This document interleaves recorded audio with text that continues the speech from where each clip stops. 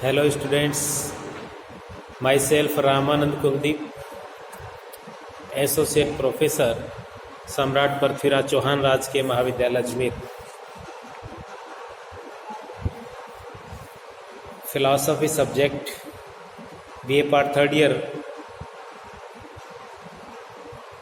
के जो स्टूडेंट हैं उनके लिए मैं फर्स्ट पेपर सांख्य योग दर्शन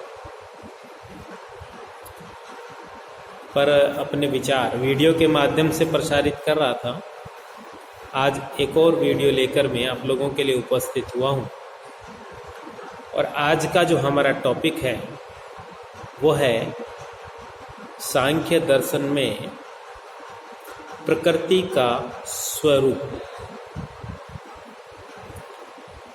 यहाँ मैं आपको ये बात ध्यान दिलाना चाहूँगा कि सांख्य दर्शन द्वैतवादी है। दार्शनिक दृष्टि से जब हम किसी विचारधारा को द्वैतवादी कहते हैं तो इसका तात्पर्य यह होता है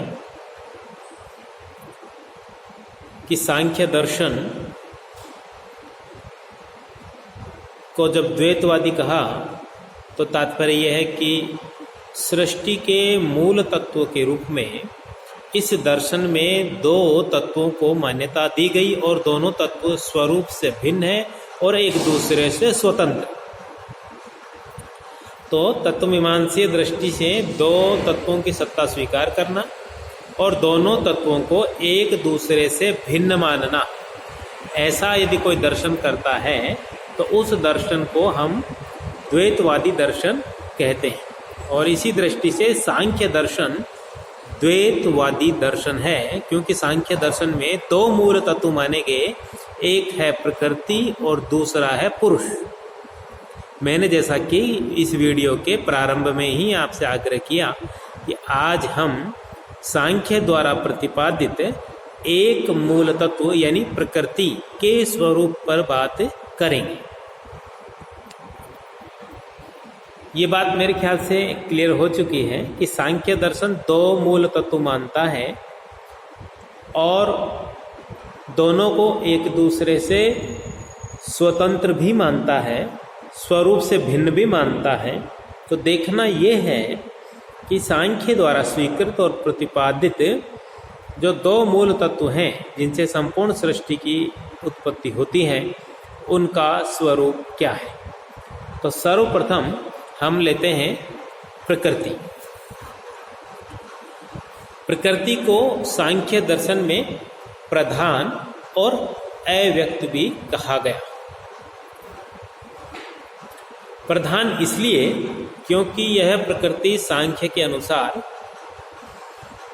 इस समस्त जगत का मूल कारण है। ये जो जगत हमारे समक्ष है, जो हमें दिखाई देता है,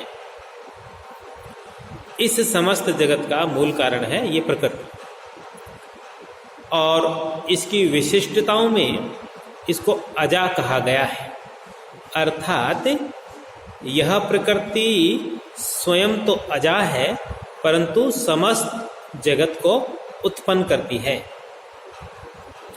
जगत की सभी वस्तुएं व्यक्त रूप में जो दिखाई देती हैं वो अव्यक्त रूप में इसी मूल तत्व प्रकृति में निहित रहती है।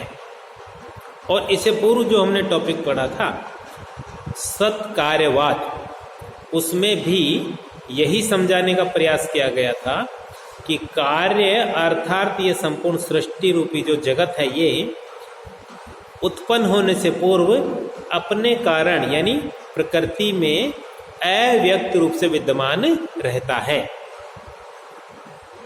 उदाहरण क्या दिया था, देखिए समझाने के लिए उदाहरण दिए गए थे कि जैसे दूध में दही छिपा रहता है, तिलों में तेल छिपा रहता है, धागों में कपड़ा छिपा रहता है, वैसे ही सांख्य के अनुसार जो मूल तत्व है प्रकृति, उस प्रकृति में यह संपूर्ण सृष्टि अंतर्निहित रहती है अव्यक्त रूप से। उसको व्यक्त करने के लिए सांख्य ने एक और तत्व का सहारा लिया, वह है पुरुष। उस पर अपन अलग से बात करेंगे। तो ये जो प्रकृति है इसका मूल स्वरूप क्या है? क्योंकि सांख्य दर्शन के अनुसार मन, बुद्धि आदि जो जगत के पदार्थ हैं, ये सारे पदार्थों को सीमित और परतंत्र और कार्य माना है। सीमित है, परतंत्र है और कार्य रूप है, और प्रत्येक कार्य का कोई न कोई कारण अवश्य होता है। तो इसी मूल कारण की खोज में अनेक दार्शनिकों ने अपने अपने हिसाब से एक मूल तत्व की स्थापना की। जैसे न्याय और वैशेषिक दर्शन में देखें तो उस मूल कारण को परमाणु कहा गया है, परंतु सांख्याचार्य जो है वो न्याय वैशेषिक के मत को स्वीकार नहीं करते, क्योंकि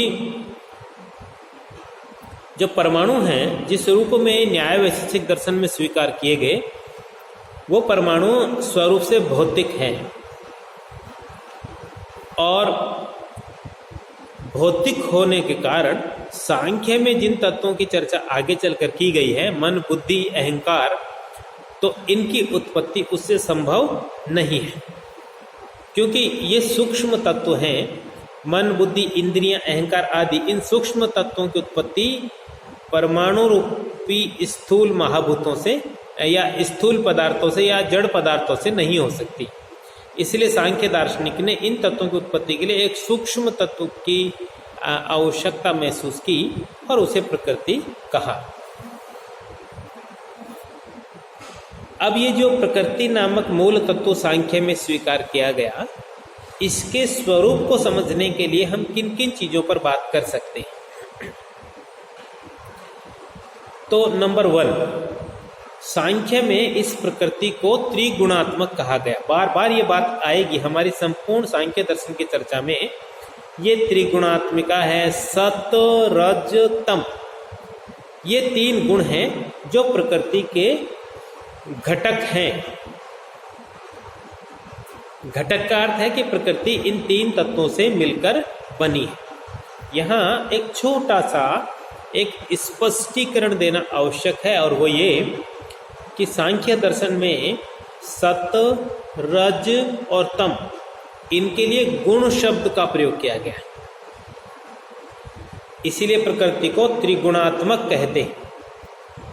लेकिन गुण शब्द से जो आप में से कोई विद्यार्थी ऐसा हो जो थोड़ा सा मस्तिष्क का प्रयोग करे, तो सीधे सीधे बात समझ में आती है कि कोई एक वस्तु होती है और फिर उसमें कोई गुण होते हैं। तो वस्तु अलग है और गुण अलग है।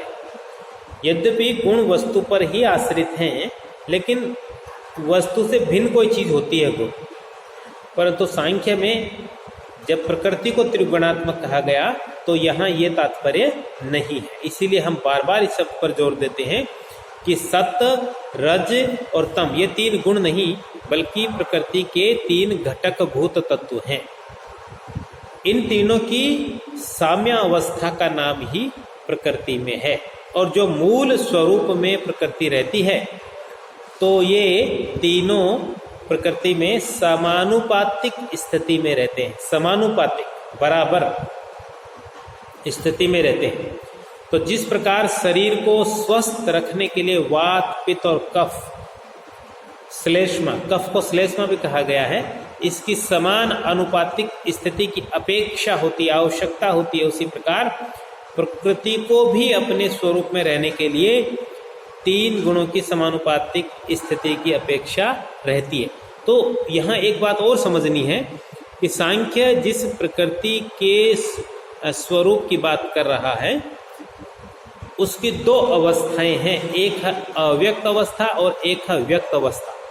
तो जो अव्यक्त अवस्था है, उस अव्यक्त अवस्था में यह प्रकृति 3 गुणों की समानुपातिक स्थिति है। ठीक है, तीनों गुण बराबर बराबर मात्रा में प्रकृति में पाए जाते हैं, ना कोई एक अधिक और ना कोई एक कम, न्यूनाधिक्यता नहीं होती। दूसरी विशिष्टता, यद्यपि हम प्रकृति के स्वरूप को लेकर बहुत सारी विशेषताएं देंगे, लेकिन उन सारी विशेषताओं में एक ही बात को कई कई प्रकार से समझाने का प्रयास किया गया है। तो प्रकृति न केवल त्रिगुणात्मिका है बल्कि प्रकृति अविवेकी भी है। और अविवेकी का यहाँ अर्थ है कि प्रकृति के तीनों गुणों को अलग अलग नहीं किया जा सकता।